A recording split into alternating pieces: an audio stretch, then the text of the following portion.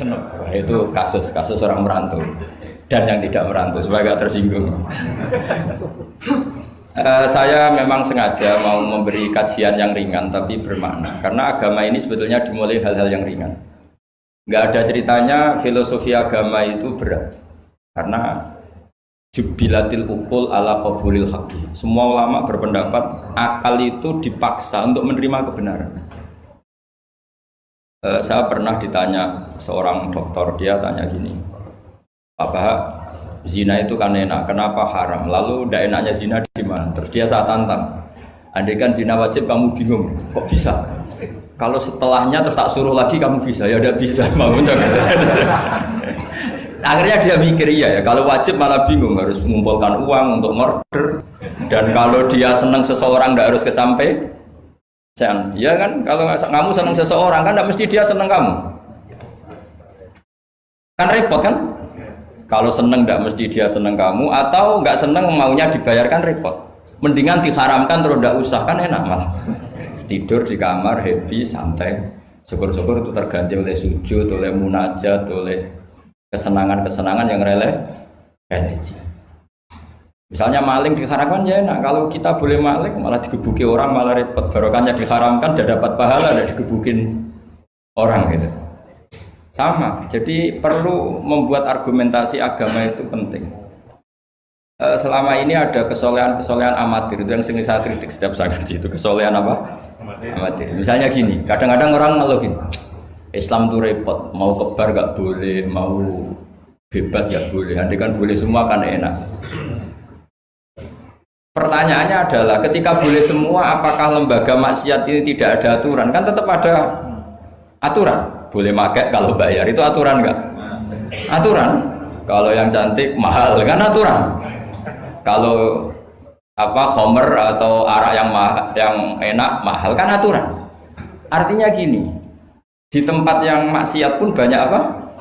Aturan. Kenapa aturan di tempat maksiat kamu anggap kebebasan, sementara agama ngatur kamu anggap pengekangan?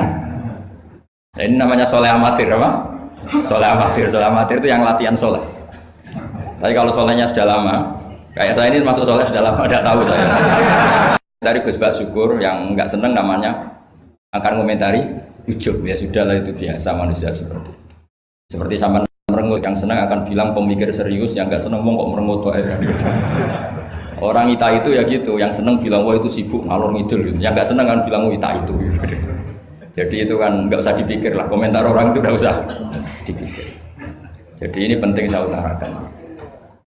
Sehingga saya berpikir, terutama untuk zaman akhir.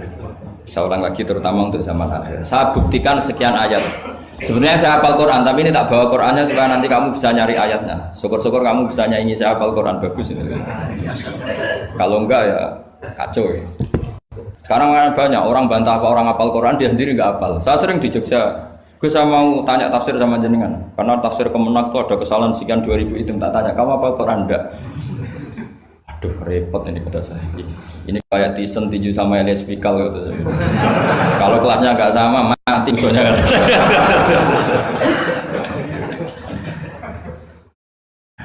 Karena bukan karena ini keangkuhan, tapi proporsional apa? Proporsional.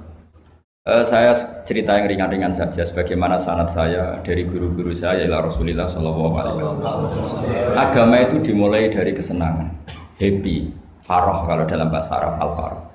Ayatnya jelas kul bi fadlillah wa bi rahmatihi fa bidzalika falyafrahu. Ingat Muhammad dengan fadl Allah, anugerah Allah dan rahmatnya, kemudian dengan itu kamu harus senang. Sehingga dengan senang kepada Allah dan Rasul itu nikmatnya Masya Allah. Andai kan senang itu bisa ditakar, orang yang sedang tahajud menangisi dosanya plus menangisi nasibnya kalau di perantauan itu. Itu senangnya sama orang yang sedang dugem itu mesti kalah, mesti senang yang sedang tahajud. Karena orang-orang maksiat itu sebenarnya orang-orang susah. Kalau tidak susah gimana? Setelah itu semua ditanya senangnya di mana? Tidak tahu dia mabuk. Sementara senang kamu ingat betul tadi malam saya nangisi dosa-dosa saya, nangisi nasib saya, kemudian tenang karena kembali ke Allah, kembali ke Rasul. Itu luar biasa senangnya. Tapi masalahnya sekarang ibadah itu kayak ancaman. Kalau ada pondok mewajibkan tahajud itu santrinya itu sudah mendelik dulu. Kalau di masjid-masjid gini itu kira-kira diwajibkan tahajud, orang juga protes. Ini aliran sesat, sunat kok diwajibkan. Jadi agama itu banyak keunikan, tapi yang jelas saya pastikan kamu harus senang. Kata Rasulullah Shallallahu Alaihi Wasallam tadi, salasun mangkun nafihi wajata halawatal iman. Tiga hal ini, kalau tiga hal ini ada pada kamu, ada pada kita, pasti kita ini menemukan halawatal iman, manisnya iman. Yaitu satu, ayyakuna Allahu wa rasuluhu ahabba ilaihi mimma siwahuma. Bahwa Allah dan Rasul itu lebih Anda cintai ketimbang yang lain. Mencintai Allah itu nikmatnya Masya Allah. Caranya gimana supaya kita istiqomah ibadah? Anggap hidup kamu itu sehari. Saya ini di Jawa, celok besar, tapi punya uang 200.000 itu ngira banyak sekali. Bukan banyak, banyak sekali. Karena saya ngitung hidup itu per hari. Karena aturannya orang soleh, sama tak ijazahi, pasti kamu gak mau. Karena kamu pecinta won. Pasti tidak mau. Syarat sahnya orang soleh itu harus nganggap hidup itu hanya sehari. Hanya apa? Wa'mal li akhiratika ka'annaka tamutu ghadan. Beramallah untuk akhiratmu seakan-akan besok mati. Coba kamu yang di perantauan, bayangkan maksiat sampai 60 tahun ke depan kan berat. Sampai seminggu saja kira-kira berat kan? Tapi kalau bayangkan saya tidak akan maksiat semalam ini karena besok saya mati, sukses. Besok berpikir gitu lagi, saya tidak akan maksiat kan hanya sehari. Ternyata besok hidup lagi. Berpikir gitu lagi, tahu-tahu mati betulan setelah 60 tahun. Jadi itu apa ya, satu konsep dari Rasulullah supaya orang itu meninggalkan maksiat itu ringan karena bayangannya hidup hanya. Coba yang ahli maksiat itu diberitahu besok kamu mati, kira-kira malamnya maksiat enggak? Kamu maksiat itu karena bayangkan hidup masih lama. Makanya kata Quran, wahai orang-orang yang beriman, alam yakni lil ladzina amanu an takhsha qulubuhum li dzikrillah wa ma nazala minal haq. Orang-orang iman itu sudah saatnya khusyuk. Kamu jangan seperti orang-orang dulu. Orang-orang dulu fatola alaihimul amatu faqasat qulubuhum. Orang itu menjadi wangkot, menjadi keras hatinya karena merasa hidupnya itu panjang. Ini penting, ini konsep-konsep yang ada di hadis sahih. Jadi tidak perlu kamu soal ini sahih apa enggak, tak pastikan sahih. Saya ini baca hadis lama sekali. Jadi yang nyoal harus imbang. Kalau enggak kayak Tyson dengan Elias Pikal. Supaya clear, supaya jelas. Saya sering ketemu para pemikir di Jogja dan berkali-kali saya bilang harusnya diskusi itu imbang. Ini bukan karena keangkuhan tapi karena proporsional. Awal maksiat itu dimulai karena tidak senang tercari kesenangan dan pilihannya maksiat. Coba kalau kesenangan itu ada pada taat, itu luar biasa. Sampai Rasulullah itu menggambarkan ketaatan yang baik itu. Ada hadis yang mungkin kalau orang Jogja, orang Solo itu tidak siap karena agak priayi. Nabi pernah ngendikan, wa fi buti ahadikum sodaqah. Kamu ngeloni istri kamu itu ya sodaqah. Sahabat ya tanya, ayati ahaduna syahwatahu wa walahu ajrun. Yang benar aja ya Rasulullah, masa urusan seks, urusan biologis kemudian dia dapat apa? Pahala.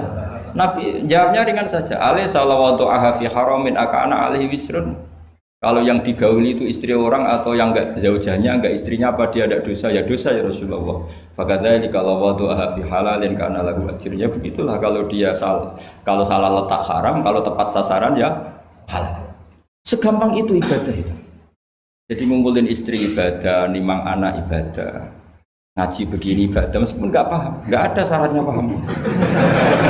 Yang menyenangkan dalam Islam kan gitu, ngaji itu udah harus paham. Yang penting datang pura-pura paham selesai. Bahkan saya pernah dibully oleh santri itu, ya agak kurang ajar santri itu. Ya santri gak jenengan-jenengan nih, santri tua-tua gitu. Itu Gus, jenengan sama saya nanti di surganya dulu saya. Kenapa? Karena kata Rasulullah SAW itu man salaka tariqan yaltamisu fihi ilman sahalallahu lahu tariqan ilal jannah. Orang yang mengambah jalan, yang mencari jalan, berjuang sekolah, nyari ilmu. Nyari yaltamisu itu maknanya nyari iltimas. Maka orang yang mencari ilmu itu sahalallahu lahu tariqan ilal jannah, akan dimudahkan jalan ke surga. Itu yang nyari loh Gus. Kalau sudah ketemu kayak jenengan tidak masuk hadis itu. Makanya bersenanglah yang sedang nyari tapi belum ketemu. Karena hadis itu untuk yang masih mencari. Itu pasti sampai Anda saya. Wah saya mikir, wah ini nyari hadis apa yang bela saya. Karena hadis ini itu tidak mihak saya, nggak mihak yang sudah ketemu. Yang namanya nyari kan belum bertemu, maka bergembiralah yang nyari ilmu udah alim-alim. Karena syaratnya, ya kan? Man salaka tariqan yaltamisu fihi ilman sahhalallahu lahu tariqan ilal jannah. Siapa yang berjalan atau menempuh satu perjalanan mencari ilmu. Di mana-mana mencari itu sudah ketemu belum? Belum. Berarti kiai masuk hadis itu enggak? Alhamdulillah. Karena kiainya sudah ketemu ilmu. Maka bergembiralah jenengan saat tidak paham. Artinya masih mencari. Makanya kalau mau paham jangan paham. Karena saya ini kebetulan memang peneliti hadis dan saya banyak menghafal hadis karena saya suka dengan kalimat-kalimat jamiah, kalimat-kalimat yang komplit dari Rasulullah SAW. Sehingga ngapalkan hadis saya itu banyak dan imbang itu ya balance kalau dalam bahasa inteleknya itu. Saya termasuk menghafalkan hadis wa innal alima la yastaghfiru lahu man fis samawati wa man fil ardi hatta al-khitan fil bahr. Sebagian riwayat wa inna mu'alliman nasi al khaira la yastaghfiru lahu man fis samawati wa man fil ardi hatta al-khitan fil bahr wa hatta namlatu fi juhriha. Ini hadis tandingan. Jadi yang tandingan tidak hanya 01 02, hadis juga ada hadis apa? Tandingan. Tidak apa-apa, ilmu itu memang butuh apa? Butuh perimbangan ya, butuh balance. Enggak boleh ilmu, tapi karena ilmu enggak pantas diomongkan tandingan gitu aja. Kata saya ada hadis yang bunyinya gini. Wa innal alima, orang alim itu akan dimintakan ampun oleh penduduk langit. Jadi semua malaikat Jibril dan Mikail, semoga termasuk Israel, itu memintakan maaf untuk orang alim, tidak yang belum alim. Itu kamu udah masuk hadis itu. Keren mana? Wah sama kerennya Gus. Saya masuk surga, yang jenengan nanti juga masuk. Ya sudah, nggak usah geger ketemu di sana. Jadi ini penting. Nah sekarang problem Islam sekarang adalah yang garis keras pakai hadis-hadis garis keras untuk mengadili yang garis lunak pakai hadis-hadis yang garis lunak untuk mengadili hadis kelompok-kelompok garis keras itu tidak fair. Nggak fairnya adalah Islam itu kafah itu artinya konsepnya itu komplit, tidak boleh separuh. Saya punya sedikit ini yang agak serius, tapi tidak usah masukkan hati. Nanti kalian protes nggak bagus Israel itu. Begini, Abu Bakar As-Siddiq itu terkenal layyinal janib, mutawadi, layyinal janib, sahlal akhlak, namanya layyinal janib. Orang yang sopan sekali, santun sekali, santun, sopan, terus simpatik, sangat simpatik. Namanya Abu Bakar As-Siddiq. Tapi ketika beliau sudah iman. Beliau iman itu kalau nggak salah ya kira-kira Saniyah Snen atau ya Salisa Robi'ah atau berapa lah. Karena kalau dalam sejarah awaluman amanah itu sebetulnya Khadijah. Awaluman amanah mutlakon itu sebetulnya Khadijah. Awaluman amanah mutlakon bisa saja Sayyidina Ali dan awaluman amanah mutlakon bisa saja Abu Bakar Siddiq. Saya sedikit cerita ya supaya tidak gaduh dalam sejarah. Ketika Rasulullah umur 25 itu ketika beliau umur 20 itu Khadijah itu karena punya paman penginjil namanya Waraqah bin Naufal itu sudah tahu kalau Nabi akhir zaman ya Muhammad itu, sehingga dia memerintahkan hulamnya namanya Maisarah itu nama cowok, nama lelaki, ini perlu dicatat. Nanti kalau kamu tahu Maisarah menemani Nabi dalam perjalanan, terus kamu tiruah cari Maisarah ya. Maisarah itu nama lelaki ya. Lihat ya, Maisarah itu nama. Orang Arab memang lucu, biasa nama lelaki pakai tak muannas kalau dalam ini Mas Rois ini bahasa gontornya itu. Kalau bahasa Arab biasa Maisarah lelaki, Tolha lelaki, Hamzah lelaki. Jadi biasa kalau dalam bahasa Jawa kan enggak, soleh dan solihah, muslimin dan muslimat, pokoknya kalau ada tak itu muannas. Sebenarnya bahasa itu agak harus, tapi tahunya baru gitu sudah bagus loh, bisa naik kelas. Akhirnya Maisarah itu disuruh Khadijah khusus untuk meneliti Muhammad. Dulu masih jangkar karena belum Rasulullah. Setelah diteliti di perjalanan ke Syam, mengikuti dagang. Semua keajaiban dan alamat nubuwah itu ada semua, termasuk tuzilluhul ghamamah tuti'uhus sahaib. Setiap perjalanan yang terik itu matahari pas apa? Ghamamah itu apa? Mendung mengayomi Nabi. Saya termasuk orang yang ditakdir pernah di pohon tua yang dulu jadi alamat nubuwah. di Jericho itu ada pohon tertua di dunia. Pas saat di situ malah ada film dokumenter Kristen pas itu. Karena pohon itu semua nabi pernah duduk di situ.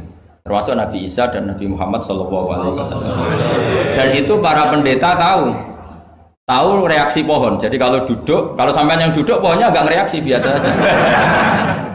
Tapi kalau Nabi yang duduk itu akan direaksi. Misalnya Nabi duduk di barat, kemudian matahari teriknya dari barat, pohon itu akan pindah ke barat supaya geser. Sehingga Rohibu Khairo itu tahu ini calon Nabi sesuai definisi atau kriteria yang ada. Singkat cerita, setelah Maisarah lapor sekian alamat Nabi itu diceritakan Khadijah, terus Nabi ketika umur 25 dia memantapkan diri untuk nikah sama orang yang bernama Muhammad. Tapi Khadijah itu mulai agak kecewa. Kok nggak jadi Nabi? Biasa-biasa saja, tetap dagang saja. Nabi tetap dagang. Hanya tentu tetap punya sifat amanat, kredibilitas dijaga, semuanya terjaga. Tapi nggak ada alamat Nabi yang ekstrim lah yang. Jika Khadijah mulai mamang ini kapan jadi Nabi ini kok gini-gini aja ya. Nah pas umur 40 itu Nabi ngalami yatahannas itu yata'abbad al-layali yadawatil adat. Kalau dalam Sahih Muslim disebutkan fakana yatahannasu fil ghar wa huwa at-ta'abbud al-layali yadawatil adat. Yang dikatakan tahannus adalah menyembah Allah di gua, menyepi, kemudian beberapa hari. Terus di hadis itu juga diterangkan wa yatazawwadu lidzalik. Perlu dicatat dulu tirakannya Nabi itu ya bawa bekal. Bukan terus kelaparan 3 hari nanti fata morgana yang dilihat. Jadi ini perlu dicatat. Kadang banyak orang tirakat gak makan 40 hari, gak makan 3 hari itu malah bahaya. Karena yang dikatakan nur atau apa ternyata fata morgana karena lama gak makan. Jadi perlu dicatat di hadis itu jelas ada kalimat wa yatazawwadu lidzalik. Ya Nabi ya normal bapak-bapak. Bekal, jadi tidak lapar-lapar amal. Tapi tidak satu nampan kayak makan di atas tadi ndak ya. Kalau itu makannya orang kelaparan itu. Ya tapi bagus lah, saking hormatnya sama kiai makannya banyak. Apa ngetes kiainya? Kalau banyak ada kiai ini. Tidak tahu. Motifnya apa tidak tahu. Motifnya tidak tahu, tapi husnudzon wajib. Panitia tenang saja, kiai itu wajib husnudzon. Harus baca ini ya Muhammad. Nabi begitu fatwa. Sehingga ini penting sekali karena jarang orang mengungkapkan ini. Kenapa jarang mengungkapkan? Kemungkinan satu tidak tahu. Dua, karena kadang kiai itu ya manusia, Ustadz juga manusia. Kadang-kadang dengan tanda kutip itu ya pecundang. Dia ngomong yang dicintai pasar, itu yang saya sesalkan betul. Tidak ngomong yang dibutuhkan dalam khazanah Islam. Itu saya kecewa betul. Dan semoga mereka itu tobat. Enggak boleh seperti itu. Coba kita ini Islam mulai kecil, punya kiai mulai kecil. Kadang-kadang tidak pinter-pinter. Karena ayatnya itu terus sama. Kubu sebelah misalnya dalil ayat ini, yang ini terus gitu aja. Kalau orang sunat diceritain Nabi Ibrahim sunat 80 tahun. Itu pakai palu, pakai apa itu? Kodum itu tapak. Langganan ya. Kalau ada orang mati ya mesti kullu nafsin dha'iqatul maut. Kalau ada orang nikah mesti faman rohiba an sunnati fakmu itu saja. Jadi umat ilmunya tidak tambah, ya sudah siapa saja yang nikah ya itu aja, yang mati ya itu aja kullu nafsin. Karena ya pasarnya seperti itu. Buat sekali-kali ada orang mati itu bilang ayo pesta, karena orang dolim ini sudah mati, ngurangi beban bumi, ngurangi beban apa? Syukurilah kematian orang fasik ini. Itu nggak disangoni sampai sudah ada disangoni dibenci keluarganya, ya enggak? Ya daripada gitu yang umum saja kullu nafsin dha'iqatul maut. Kematian adalah mau'idhah, kafa bil mauti wa'idun. Cukup mati sebagai nasihat, ya ikut pasaran saja karena itu yang menghasilkan pasar. Tapi resikonya itu ilmu itu tidak tambah apa? Tambah. Ini kritikan saya, semoga ini membantu ya supaya ustadz-ustadz itu kalau ngaji itu mikir yang dibutuhkan umat, jangan permintaan pasar, itu tidak bagus. Saya datang ke sini juga bukan karena undangan. Saya yang bilang saya tanpa diundang pun datang ke Korea karena saya ingin sujud di bumi ateis supaya nanti keren. Keren betul, sampean tuh keren betul sujud di bumi.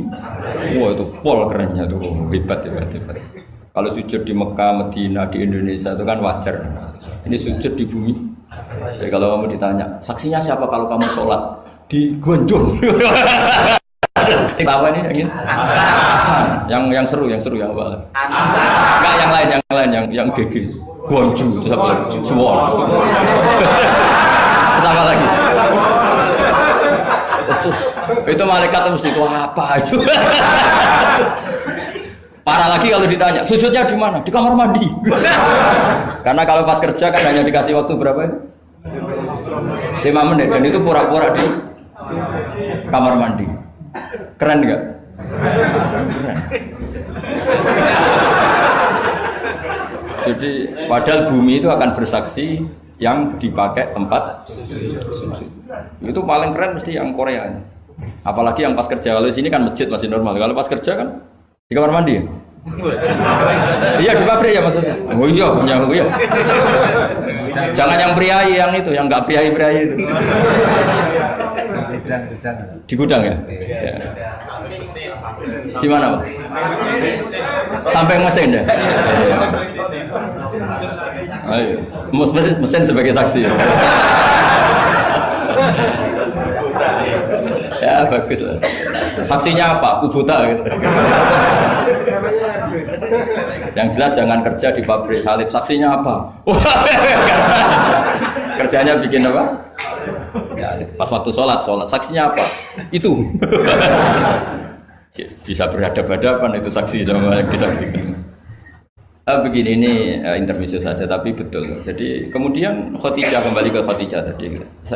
Rasulullah itu nggak bisa baca. Walhasil akhirnya ditakdir bisa. Saya mengatakan bukan karena belajar, ditakdir bisa. Karena syaratnya Nabi itu harus ummi. Ummi itu keibu-ibuan. Tapi Nabi itu uniknya begini. Justru beliau ngira itu malakul maut. Jadi pulang itu yarjufu fuadu. Dia gemeteran sekali. Nangis pulang itu yarjufu fuadu nangis. Terus bilang ke Khadijah zamiluni zamulini. Coba saya kasih selimut. Kalau dalam bahasa Arab itu boleh khitab sama perempuan itu pakai ya mu'annas sama khotoba atau pakai mudzakkar ghaib al mudzakkar mukhatab jamak tapi niatnya ahli. Jadi kalau orang Arab bilang normalnya kalau perempuan kan zamilini karena khitabnya satu yaitu Khadijah. Tapi Khadijah itu nama ahlun, nama keluarga. Sehingga dalam bahasa Arab juga boleh zamiluni apa? Pakai khitab apa jamak mudzakkar.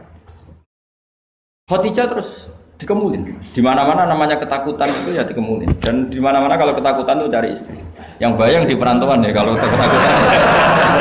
Enggak usah lah banyak menyinggung orang. Pokoknya seperti itu. Sunnah manusia apapun hebatnya kalau ketakutan itu nyari istri. Jangan bahasakan nyari perempuan, nyari istri ya. Jadi garisnya jelas ya. Kalau ketakutan nyari apa? Istri. Nyari istri apa nyari perempuan? Istri. Alhamdulillah. Bagi yang punya. Bos. Akhirnya dikemulin sama Khadijah. Ada apa? Oh saya tadi ketemu malakul mauti gini-gini. Khadijah tuh senangnya bukan main. Ini yang saya tunggu. Hampir saja saya putus asa. Takut kamu nggak jadi nabi. Ya? Terus tanya Khadijah, lalu sifatnya orang tadi kayak apa? Oh gini. Oh ya besok ikut saya. Didatangkan ke Waraqah bin Naufal. Dalam Bukhari disebutkan wa kana imro'an tanassara fil jahiliyah wa yaktubu minal injil masyaallah ayaktub. Waraqah bin Naufal itu penginjil. Dia menerjemah Injil dari bahasa Ibrani menjadi bahasa apa? Arab. Ketika Rasulullah ditanya, "Ma ra'aita itu? Madza tara? Apa yang kamu lihat?" Terus Nabi cerita itu. Kata Waraqah bin Naufal, "Hadan namus alladzi ja'a bihi Musa." Bahasa lainnya malak itu namus. Hadan namus alladzi ja'a bihi Musa. Uniknya itu tahun awal nubuwah, ya tahun awal apa? Nubuwah. Itu uniknya Waraqah itu bilang begini. Ini Waraqah bin Naufal bilang gini. Doakan saya ini masih hidup. Khina akhrajaka qaum, ketika kaum kamu ngusir kamu. Kagetnya bukan main Rasulullah, karena Rasulullah itu figur yang menarik, yang simpatik. Beliau putra tokoh, Muhammad bin Abdullah bin Abdul Muttalib bin Hashim, tokoh yang sangat dihormati. Beliau tidak punya kasus, beliau tidak orang yang dibenci, beliau orang yang sangat menarik. Kenapa harus ngalami diusir? Maka Rasulullah tanya, awamu khrijiyahu, masa betul umat saya mau mengusir saya? Tapi siapa? Waraqah tetap bilang, ya letani fiyajat anhina akhrajaka qaum. Doakan semoga saya ini masih kuat ketika engkau diusir kaum. Ini sekalian latihan bahasa Arab karena sama nama latihan bikin mesin saja ini ambil alatnya bahasa Arab. bahasa Korea ya. Akhirnya kata Waraqah bin Naufal, tidak ada orang yang alami seperti kamu kecuali pasti akan diusir. Falam yalbas yasiron illa antum, terus kemudian Waraqah tidak lama kemudian meninggal.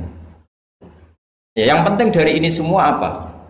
Waraqah itu membaca kriteria para nabi itu pas sekali dan akhirnya tahun 13 nubuwah Rasulullah ngalami diusir. Kan beliau hijrah itu 13 tahun dari nubuwah, kira-kira umur 53 berapa?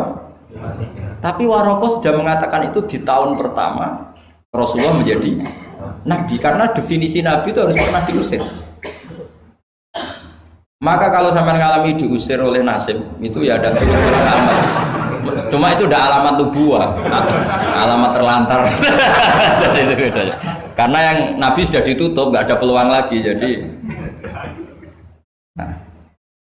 Khadijah itu masih gak terima, padahal beliau sudah mendapat sekian alamat. Tadi tudzilluhul ghamamah tuti'uhu sahab, ada sekian alamat. Tesnya sudah lulus semua. Rasulullah tadi Maisarah menyaksikan apa, dinaungi oleh apa, mendung tadi, macam-macam. Khadijah itu masih dengan tanda kutip masih agak-agak beli, masih cari definisi yang ini agak absurd lah. Kata Khadijah gini, ya Muhammad, ya Rasulullah, kalau kamu kedatangan teman kamu itu, kalau bilang sohibuka, nanti cerita ke saya. Ya kata Nabi. Nabi itu lugu, nggak ngerti kalau itu dites. Ya katanya. Suatu saat Jibril datang ke Rasulullah. Ini malak, ini Jibril, ini teman saya datang. Ya Nabi kadang istilahkan Jibril itu temannya. Ini teman saya datang. Oh ya.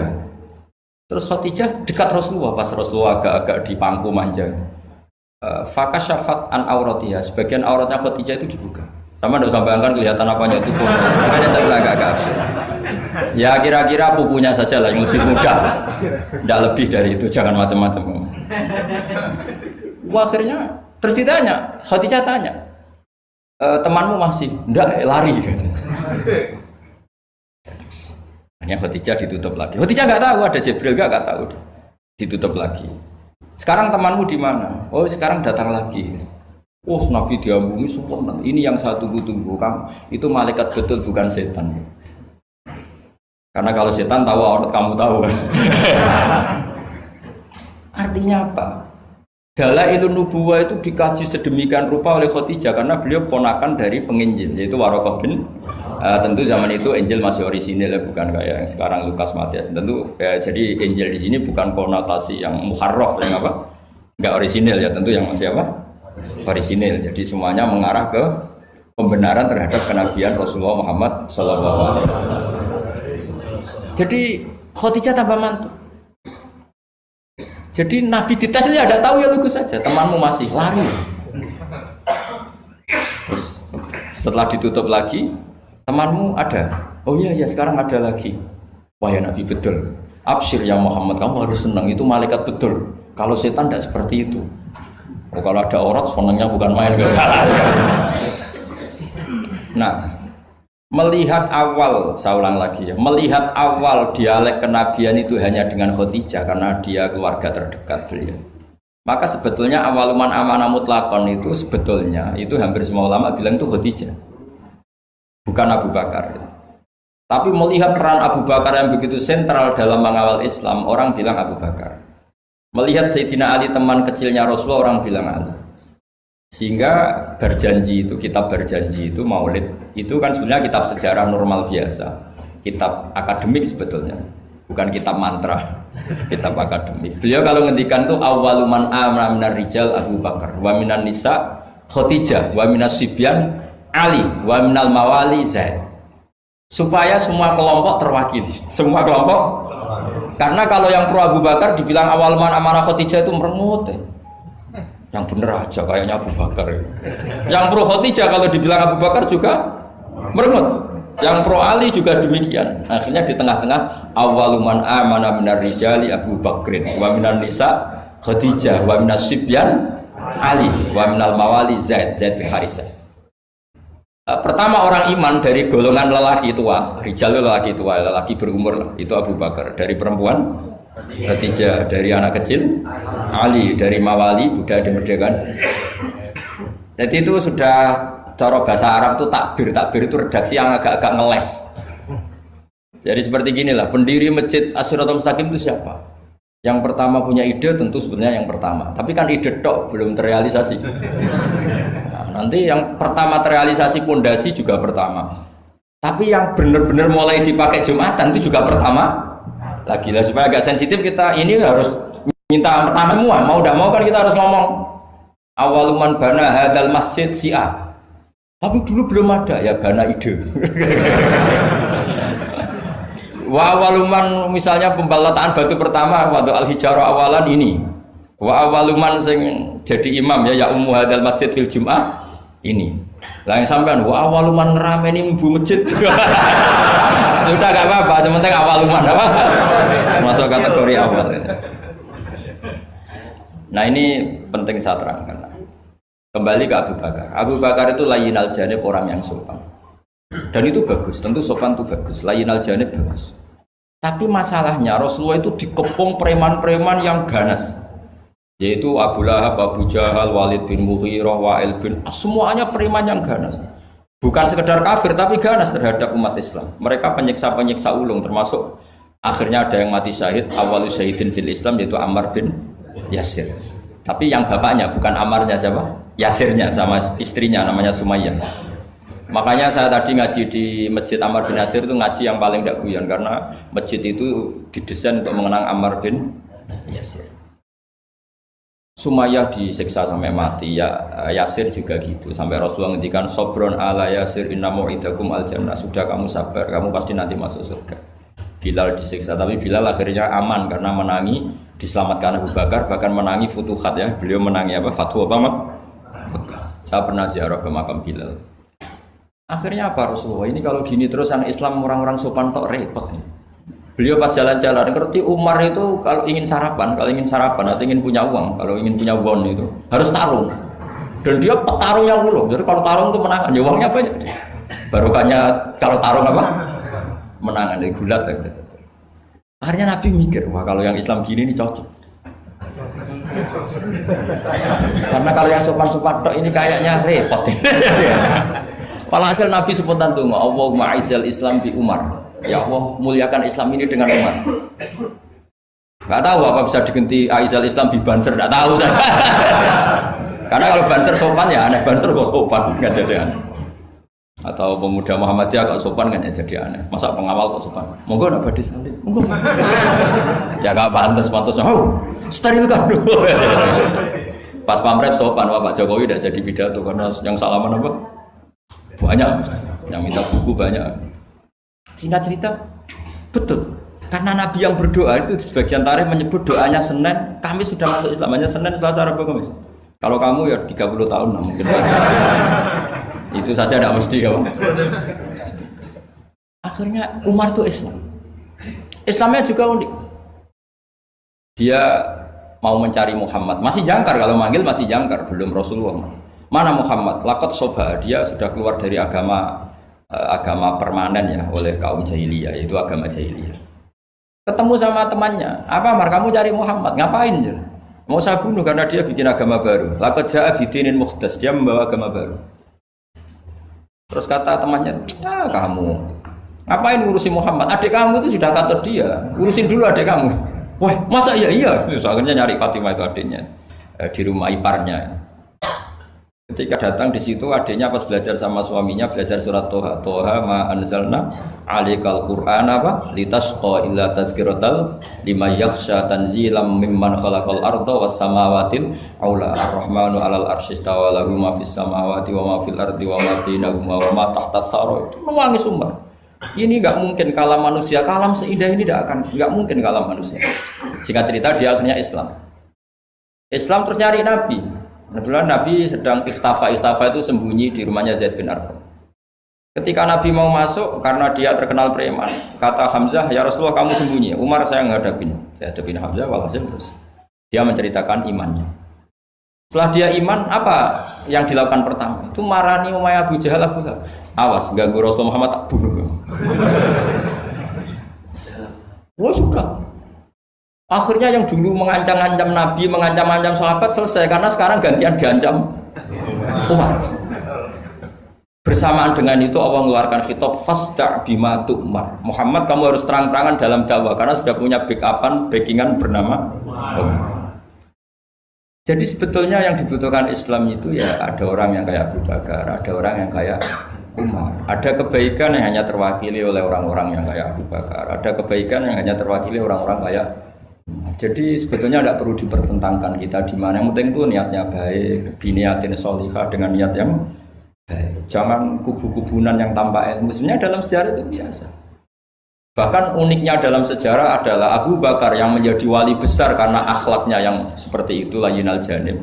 Ketika mau meninggal, itu menunjuk khalifah yang akhlaknya berlawanan dengan dia, yaitu menunjuk Umar. Kayak apa insafnya Abu Bakar? Karena beliau tahu ada sebagian kebenaran Islam yang nggak terwakili oleh orang sopan. Coba kalau ada penjahat, orang Solo atau orang Jogja, yang sopan-sopan itu, terus ada penjahat, monggo sak kersane. Tapi sebaliknya penerima tamu terus orang Batak ngangkat penerima tamu dari orang Batak atau orang Madura, tamunya lari ya. Mau apa? Artinya gini loh ya. Ya kalau ngadepin penjahat mungkin pas orang Madura, kalau penerima tamu pas orang Solo. Ya proporsional saja lah, tidak usah memaksakan. Paham tuh ini dong ya? Clear ya? Ya clear ya? Jadi hidup itu proporsional saja. Ya coba saja, man. Punya acara keren terus penerima tamunya Madura, Batak, apalagi yang keras-keras. Medan. Kacau. Nah, sama. Makanya kalau guyonannya itu rumah kebakaran, yang punya rumah itu orang Jogja kan, ngapunten badhe matur, wonten apa ngapunten sangat gawe. Niku daleme jenengan kebakaran. Padahal nyuwun sewu anak jenengan tesih teng lebet. Artinya ada momen yang sopan itu tidak boleh gitu, apa? Yang sopan itu kalau ada kebakaran yang punya rumah baru minum harus enak-enak ngombe banyu. Itu kalau mau kebakaran harus gitu, mau tidak mau harus tidak sopan kan gitu. Jadi sopan ada maudeknya, enggak sopan ya ada maudeknya. Sehingga dalam kitab Hayatus Sahabah yang dikarang oleh Syekh Yusuf Al-Kandalawi, yang paling saya kenang adalah beliau menceritakan makalahnya Umar radhiyallahu anhu. Beliau mengenang Umar ditanya, laqad kunta faddun ghalidul qalbi, kamu itu pemimpin tapi keras sekali. Kata Umar, saya ini berusaha layyinal janib. Fawwah laqad khasyitu fillah wa laqad khasyitu fil ghillah. Kamu tidak tahu perasaan saya. Saya ini kalau sedang halus ya istighfar sama Allah. Kalau saya sedang tegas juga istighfar sama Allah. Kamu tidak tahu perasaan saya. Itu banyak mufassiru hadal maqalah yang menafsirkan gini. Dalam makalah yang lemah lembut itu juga ada dosanya. Dalam tegas juga ada dosanya karena manusia tidak pernah sempurna. Saya beri contoh begini, ini analogi yang paling gampang, yang siapapun kalau insaf pasti paham, bukan mungkin paham tapi pasti paham. Misalnya kamu punya keponakan yang sering pacaran, itu kejadian larangan ngalor ngidul, pokoknya sering maksiat. Kemudian ada Pak D yang hildo, yang ghalid, yang keras. Pasti ponakannya nggak pernah ke situ, paling dimarahin kan gitu. Yang satu Pak D yang satu atau Pak Ali yang satu layyinal janib, pacarnya jadak segitu ya nggak apa-apa. Paribasane rangkul-rangkulan di situ ya nggak apa-apa. Potensinya pasti sama. Yang terlalu lunak akhirnya dianggap melegalkan, ya enggak? Yang akibatnya dianggap pelegalan. Yang keras karena tidak pernah disowani, akhirnya juga pembiaran, nggak pernah tarbiyah karena keras ini nggak pernah dia bisa menyentuh, berproses membina ponakannya. Natijahnya sama-sama pembiaran, ya enggak? Yang keras pembiaran karena nggak pernah sambung. Yang lunak karena dianggap pelegalan. Jelas kan? Jelas ya? Begitu juga kondisi kita ngadepi maksiat. Yang terlalu lunak dianggap kayak gak peduli, gak apa-apa. Yang terlalu keras gak berproses tarbiyah, gak ada fabima rahmatin minallahi lintalahum walaupun tafadzan ghalidul qalbi lan faddu min hawli. Maka lewat pertemuan ini saya ingin ya Islam itu dibawa secara mudah, secara logis, gak usah berlebihan. Ya sudah kita ikuti ulama-ulama dulu dengan referensi-referensi dulu. Jadi ini penting sekali karena ayat tentang tegas ya ada, ayat tentang lunak ya ada, semuanya harus proporsional. Bahkan saya kemarin isi di Jawa Timur itu yang hadir mungkin 10.000. Itu kiainya itu punya pondok unggulan. Saya bilang Meskipun beliau punya pondok unggulan, saya sudah pamit. Nanti saya kritik pondok unggulan, mohon diterima. Ya, Gus, siap. Jadi. Terus saya bilang begini, pondok unggulan itu ya baik, tapi ya masalah. Masa orang ngaji, misalnya gini. Misalnya saya bikin pondok unggulan, siswa yang saya terima sudah hafal Quran 10 juz, yang bayar 10 juta. Lalu orang miskin itu mau mondok di mana kalau aturannya seperti itu harus bayar 10 juta. Lalu yang goblok-goblok mau ngaji gimana? Harus hafal 10 juz. Makanya aneh, pabrik-pabrik aneh. Menerima yang sudah pengalaman kerja. Sudah pengalaman kerja ya tidak ngelamar, sudah punya pekerjaan. Di mana-mana yang nyari kerja yang belum. Mana-mana saja. Nah, saya kemarin ngaji di UI juga bilang gitu, kampus-kampus itu baik karena bikin standar ini SAG, ini MA, ini doktor bagus. Tapi andaikan semuanya belajar Islam lewat kampus, masa ingin belajar Islam harus kuliah dulu? Lalu Mbah kalau belajar Islam gimana? Ini barokahnya kiai-kiai yang nggak punya gelar di musola, kadang santrinya datang, kadang nggak jelas lah pokoknya. Tapi bagus, siapa saja bisa belajar kapan? Coba kalau pendidikan Islam hanya ada di kampus, mau belajar saja harus kuliah dulu. Yang tua-tua nggak bisa belajar. Coba kalau semua lembaga pendidikan itu kayak pondok-pondok besar yang pakai persyaratan, mau ngaji daftar dulu, silakan ke sekretariat. Sudah diselesaikan administrasinya. Maka bergembiralah kiai-kiai musola yang tidak bersertifikasi itu karena konsultan Islam sing on time setiap saat. Ya itu barokah. Apalagi santri-santri yang goblok itu barokahnya luar biasa. Betul. Saya itu punya sekian santri yang dulu teman saya, kelihatannya goblok, tapi manfaatnya luar biasa. Cuma dia kagum sama saya karena saya korban jadi konsultannya dia. Dia tuh di pedalaman Kalimantan, di tengah hutan. Ya kalau dulu mungkin oleh pemerintah disebut illegal logging, tapi dulu.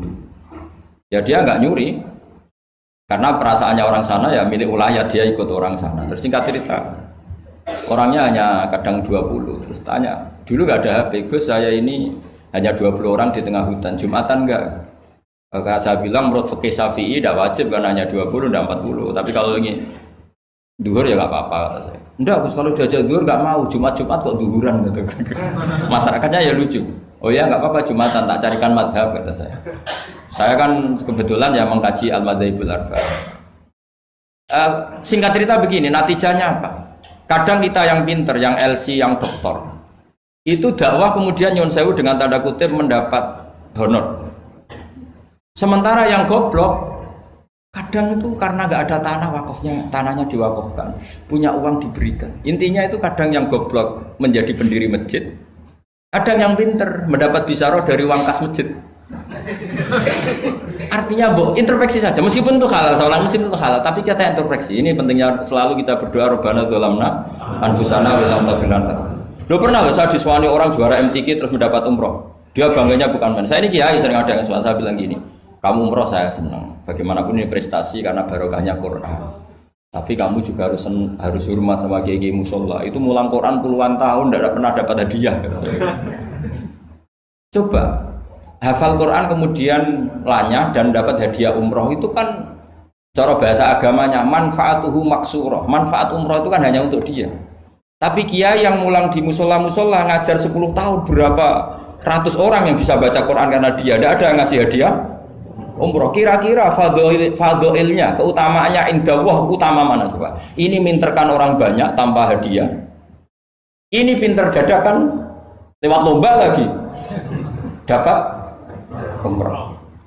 Tentu kita tidak mengharamkan itu, kita respect gak masalah. Tapi kalau kumo luhur salawan pasti. Karena kalau kumo luhur nanti menafikan keistimewaan orang-orang yang istiqomah Jadi kita fair saja. Ini juga penting untuk syiar, ya supaya anak-anak semangat ngapalkan. Tapi jangan lupa yang sedang ngajar-ngajar yang nggak jelas tadi.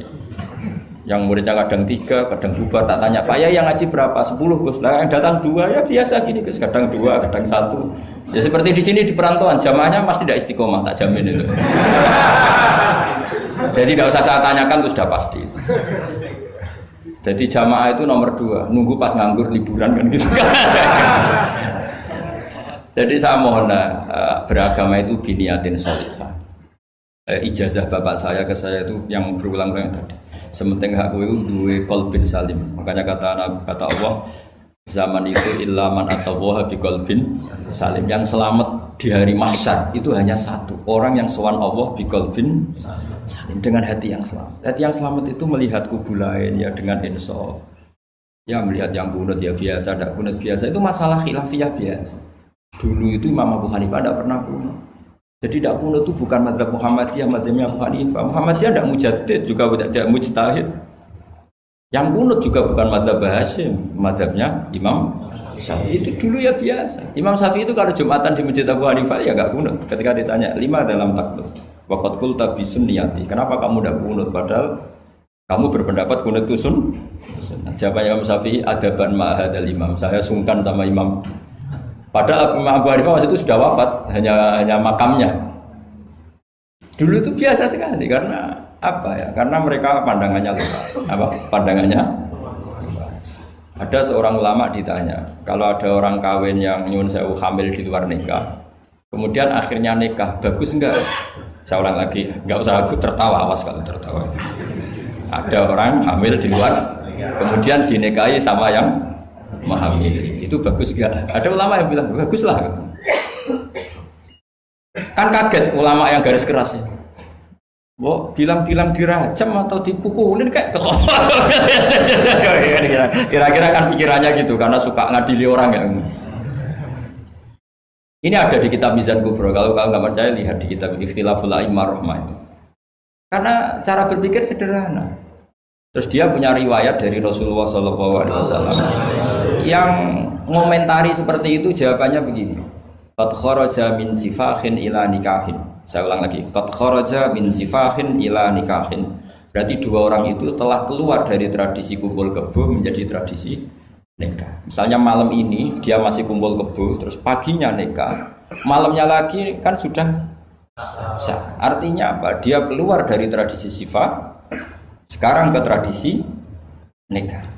Artinya melihatnya masa depan saja, tidak usah lihat masa belakang. Jadi ulama ya ringan saja. Ya ada ulama yang tetap marah. Susah apa sih langsung kawin disik-disik, ngapain baru setelah itu kawin? Ya bagus supaya jadi apa ya, supaya jadi pelajaran. Ya monggo saja yang tetap keras supaya apa tanfir, kalau dalam bahasa Arab tanfir, tasna atau takbih, apa memperburukan yang memang tapi yang ini juga bagus, sudah kadung ya sudah, sekarang dia mau tobat ya dikomentari saja qad kharaja min sifahin ila. Ini penting saya utarakan, jadi nanti mungkin saya ada 1-2 pertanyaan, 2 saja loh, saya capek ini karena yang belas pertanyaan jangan keluhan. Saya ulang lagi, pertanyaan jangan keluhan. Terus yang ringan-ringan saja, karena agama ini dibangun dengan keringanan. Tadi yuridu wa bikumul yusra wala yuridu bikumul usra. Dan kalau pertanyaannya ekstrim itu nanti rusak. Kata Rasulullah, innama ahlakal ladzina min qablikum kasratu masailihim. Dulu orang rusak itu karena banyak tanya. Karena nanti kalau Allah ditanya itu mesti tersinggung. Karena apa ya? Orang tanya itu tadi mengkritisi perintah. Sampean tahu kenapa malaikat dimarahin Allah? Gara-gara apa? Tanya. Ya tak ceritanya sedikit ya. Allah kan memaklumatkan ke alam langit, inni ja'ilun fil ardi khalifah. Saya putuskan bahwa manusia ini jadi khalifah fil ard. Malaikat langsung tanya apa? Qalu ataj'alu fiha may yufsidu fiha wa yasfiku. Yang benar saja ya Allah, tolong dievaluasi. Manusia itu kan potensi yang rusak. Yufsidu itu fi'il mudhari', berarti mustakbal. Cara terjemahan bebasnya manusia itu berpotensi merusak. Wasfikut dima, dan berpotensi mengalirkan darah. Betul hanya tanya, tapi artinya kan gini, ya Allah, kali ini kayaknya enggak pas keputusan kau ini. Tolonglah Deva. Makanya Allah marah, qala inni a'lamu ma la ta'lamun. Apa menang? Karena tanya ini. Makanya syaratnya Nabi itu harus ummi. Enggak boleh intelektual jadi Nabi. Bahaya itu. Misalnya intelektual jadi Nabi, kok ketemu malaikat di Gua Hira, kenapa di sini, kenapa tidak di mall saja? Jadi repot nanti. Karena semua disoal secara intelektual. Makanya saya syukur sama tidak jadi Nabi dan tidak akan jadi Nabi. Nah, hal inteleknya itu. Jadi ini penting saya utarakan, karena sekarang itu agama mau dicerdasin, ngajinya agak gelem tapi mau kritis. Itu bahaya betul. Makanya innama ahlakal ladzina min qablikum kasratu masa ilim, karena banyak pertanyaan. Ya bahaya betul. Masa Allah dievaluasi. Apa? Makanya saya termasuk gak senang ketika ada sholat gini peregangan apa pernapasan, terus kalau sujud apa saya tidak senang. Saya senang saya gini, nanti sholat lama-lama fungsinya kayak senam yoga. Gini saja, semua yang diperintahkan Allah pasti ada hikmahnya, saya yakin ada hikmahnya. Tapi tidak usah hikmah ini jadi tujuan. Kalau nanti jadi tujuan, terus orang bilang gini, itu sholat terus sakit, yang nggak sholat sehat, habis kamu. Ya kan? Tapi kalau ada orang tahu hikmahnya gini untuk apa, narik nafas atau apa, gini, ya monggo lah sauni-unimu, ya nggak apa-apa lah seperti itu. Tapi kalau jadi tujuan, jadi ya sudah, yang benar sholat itu apa? Sholat itu bukti ketundukan sama Allah Subhanahu wa ta'ala. Wasjud waqtarib, kalau berani sujud berarti insya Allah dekat sama Allah, karena itu bentuk tawadhu, bentuk tadzallul, bentuk ubudiyah. Fadkhuli fi ibadi wadkhuli. Lalu kok terus dianalisis ini fungsinya gini, wah repot. Lah nanti kalau ada senam yoga tandingannya lebih efektif. Saya jantungan, sujud kok nggak ngefek, tapi setelah ikut yoga kok ngefek. Saya loh ya, orang boleh nggak berpendapat sependapat sama saya, tapi kalau nggak sependapat keterlaluan, yakin. Karena dari saya jelas yang namanya wasjud ya Pak. Udah ada di hadis di Quran, wasjud wa tashu, atau sujud dan kamu menjadi sehat. Nggak ada yang ada ya wasjud. Saya kira demikian. Assalamualaikum warahmatullahi wabarakatuh. Apa langsung selesai aja? Ya. Masalah keimanan. Tanya apa ngeluh? Kalau tanya boleh ya gimana? Masalah keimanan tentang qada dan qadar. Oh ya. Kalau qada dan qadar itu kita sudah ditentukan oleh Allah, kenapa masih dimintai pertanggungjawaban nanti di akhirat? Oh ya, betul. Ya seperti mukadimah saya tadi ya. Jadi ngaji itu harus kafah. Kafah itu artinya komplit. Jadi Nabi dalam banyak hal yang momennya tepat ya menganalisis dengan kodok qadar, tapi dalam banyak hal juga melarang orang membicarakan kodok qadar. Jadi misalnya gini, kamu kadung ditakdir pernah punya dosa dan kamu ingin tobat, maka dosa yang masa lalu anggap saja kodok qadar, terus keinginan tobat itu anggap aturan syariat. Jangan lalu setelah qada qadar kamu tidak berkeinginan tobat. Ini penting saya utarakan karena Nabi itu ngendikan pasti dua kali. Saya jamin di setiap konteks sosial Nabi pasti ngendikan dua kali. Dua kali itu dua solusi. Nabi pernah ngendikan idza dzikiral qadar fa'amsiku wa idza dzikra ashabi fa'amsiku. Jika umatku telah menjustifikasi qada dan qadar fa'amsiku, kamu jangan ikut-ikut. Karena nanti akan yang zina nggak apa-apa, saya sudah kodok qadar, yang maling ya nggak apa-apa karena sudah kodok. Wah bahaya, bisa hancur syariat kalau seperti itu. Tapi ada banyak hal yang Nabi mengisnatkan itu ke kodok qadar, kayak cerita Nabi Musa dan Nabi Adam. Ada kan di hadis Sahih itu jelas. Ini dengerin, ini betul di hadis Sahih. Nabi Musa itu saking Israelnya, memang beliau orang apa? Pertama semua Nabi kan pasti ngalami diangkat ke alam roh. Nabi loh ya, tidak sampean Nabi. Sama tidak usah ambisi begitu, Nabi ini. Ketika beliau diangkat di alam roh itu ketemu Nabi Adam. Padahal Nabi Adam dengan Abul Basar, tokoh utama ada. Pertama ketemu langsung ngomong gini, anta Adam, kamu betul yang namanya Adam? Ya saya Adam. Antal ladzi akhrajtan nasa minal jannati wa asqaitahum. Saya hafal hadisnya. Antal ladzi akhrajtan nasa minal jannati wa asqaitahum. Gara-gara kamu orang enggak hidup di surga. Jadi kalau sampean marah gara-gara kamu, saya harus cari uang sampai Korea gitu. Coba kalau kita masih di surga, enggak perlu kerja di mana? Karena semuanya tersediakan, enggak punya istri jelek, semuanya cantik karena bidadari. Gara-gara jenengan kita harus keluar di bumi dan keluar dari surga. Nabi Adam itu karena orang sepuh ya, beliau santai saja. Anta Musa, kamu betul Musa? Ya saya Musa. Anta kalimu, ya saya kalimu. Anta Sofio, ya saya. Nabi Adam masih muji-muji. Ini pentingnya orang bijak. Jadi kalau sama nanti ngelawan saya tetap bijak insya Allah. Tapi sampai bisa neraka, ngelawan kiai itu dosa. Dosa sekali, bukan dosa biasa, sangat dosa. Nabi Musa, Nabi Adam masih anta Sofio, anta kalimu. Bukankah kamu melihat di Taurat bahwa saya akan dosa dan akan dosa saya sudah ditulis 40 tahun sebelum saya dosa? Iya ya Musa. Iya ya Nabi wa Adam ya betul gitu. Berarti kamu mengkritik saya atalumunani fi amrin qad qadahu. Kamu mengkritik saya, menyalahkan saya dengan sesuatu yang sudah digodok-godar oleh Allah sebelum saya lakukan. Jadi sudah ditulis sama Allah 40 tahun sebelum saya salah sudah ditulis skenario-nya nanti Adam akan salah terus keluar dari surga. Memang dari awal Allah skenario seperti itu. Itu ibarat istri kamu sudah tahu, ini kalau miskin setia, kalau sudah kaya nanti pola, itu sudah tahu. Tapi anehnya istri kamu ketika nyata pola kok tidak siap. Padahal sebetulnya sudah tahu gitu ya kan. Makanya saya kalau ngaji di mana-mana bilang, kelirunya orang Indonesia itu satu. Kalau ilmunya terbukti itu tersiksa, itu kelirunya orang ini. Semua cowok tahu nggak, semua lelaki tahu nggak, kalau nggak pernah nafakoi diomelin, tahu nggak? Tahu. Tapi ketika itu nyata nggak siap. Harusnya ketika nyata diomelin, alhamdulillah ilmu saya benar terus ya. Tapi istri kamu juga gitu. Biasanya wong lanang nek duwe akeh pola. Terus denger sampean mulai cinta orang lain. Harusnya kan alhamdulillah ilmu saya benar kan. Artinya gini, manusia saja bisa memprediksi. Kan nggak mungkin kita nyifati Allah. Allah nggak tahu Nabi Adam salah sebelum nyata-nyata salah. Tentu itu tidak mungkin. Nah, maknanya kodok kodar kira-kira gitu. Allah itu tahu apa yang akan terjadi. Tapi tetap saja ini nggak boleh dipakai justifikasi untuk maksiat. Makanya jelas aturan Quran, saya mohon kamu nggak boleh salah. Ini nanti saya baca. Saya hafal tapi ini biar tamu ayatnya. Itu ayatnya kan ma asoba musibatin fil ardi wala fi anfusikum illa fi kitabim min qabli an nabraha inna dzalika 'ala Allahi yasir likai la ta'sau 'ala ma fatakum wa la tafrahu bima atakum. Jadi apa yang mengenai kamu di bumi maupun ada pada diri kamu, anggap saja itu yakini saja sebagai qada qadar supaya kamu tidak putus asa apa yang sudah terlewatkan dan tidak bangga dengan apa yang kamu sudah.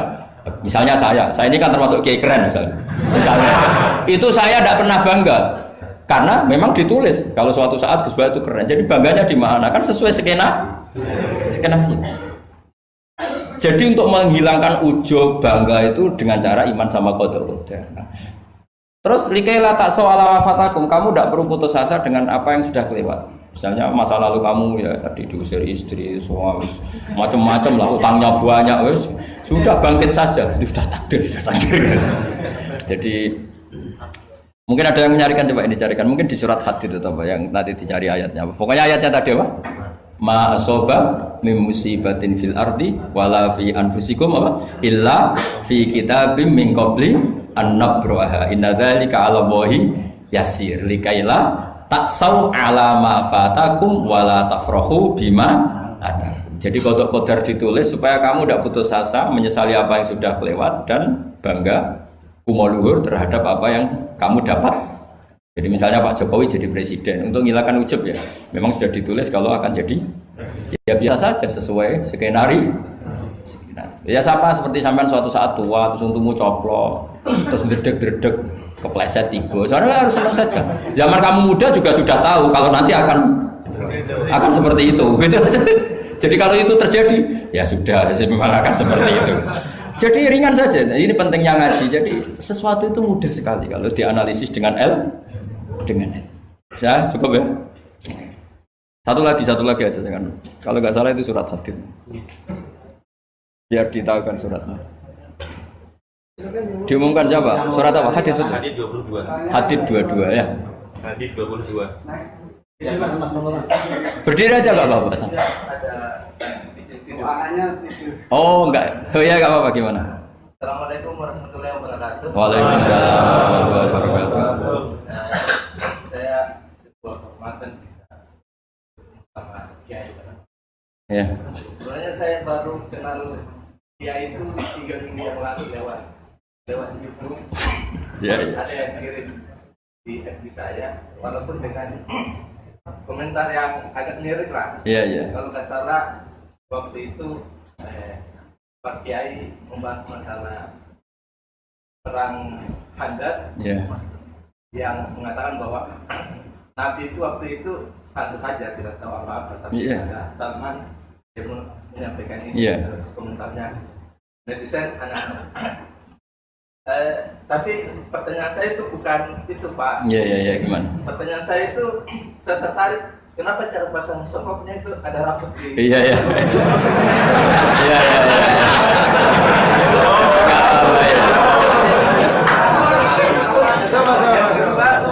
Yang kedua, sebenarnya hal umum. Saya bukan ahli Al-Quran, tapi ada ayat yang mengatakan bahwa sampaikanlah dari aku, meskipun satu ayat itu enggak. Walaupun itu cuma satu ayat. Dari aku, balighu anni walau ayat. Nah, yang itu menurut saya menjadi dengan dunia medsos saat ini, orang yang betul-betul mungkin bukan cuma sekedar satu ayat, cuma satu kata, itu di broadcast yang mungkin memacu perdebatan. Makanya ini begini, namanya siapa? Sulaiman. Begini saja, ini saya jawab. Tapi ini ringan, sama relax saja, santai. Jadi memang tradisi ulama sama masyarakat itu beda. Jadi kalau Nabi dikatakan tidak tahu dalam konteks tertentu itu malah madh. Madh itu memuji. Karena tadi syaratnya Nabi harus ummi. Ummi itu kan keibu-ibuan. Jadi kalau Nabi tahu itu nanti seakan-akan dia itu dikawal oleh ilmunya. Padahal Nabi itu dikawal oleh nubuah. Ini bedanya Nabi sama ndak. Jadi Nabi di Quran itu biasa ada kata makun tatadri mal kitabu walal iman. Terjemahnya kan kamu tidak tahu. Kanjeng Nabi biasa didhawuhi Allah makun tatadri mal kitabu walal iman. Kamu itu tidak tahu apa itu kitab. Tapi itu sifat madh. Sifat apa? Madh. Madh itu memuji. Kenapa itu jadi pujian? Karena Nabi kalau sudah tahu urusan sesuatu nanti jadi ilmu tandingan menandingi wahyu. Lah mungkin netizen nyuwun sewu bukannya ngeritik, bukannya apa, mungkin nggak paham tradisi ulama itu. Jadi kalau ulama bilang Nabi itu tidak tahu, itu bukan sifat dzam tapi sifat madh, memuji. Di Quran banyak kalimat makun tatadri mal kitabu walal iman.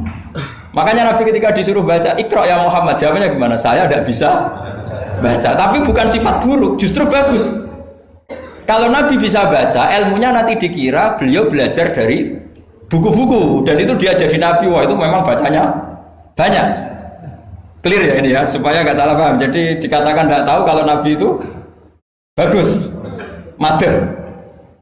Nggak bisa baca juga madh, sifat pujian. Kalau kamu tidak bisa baca, buruk sekali.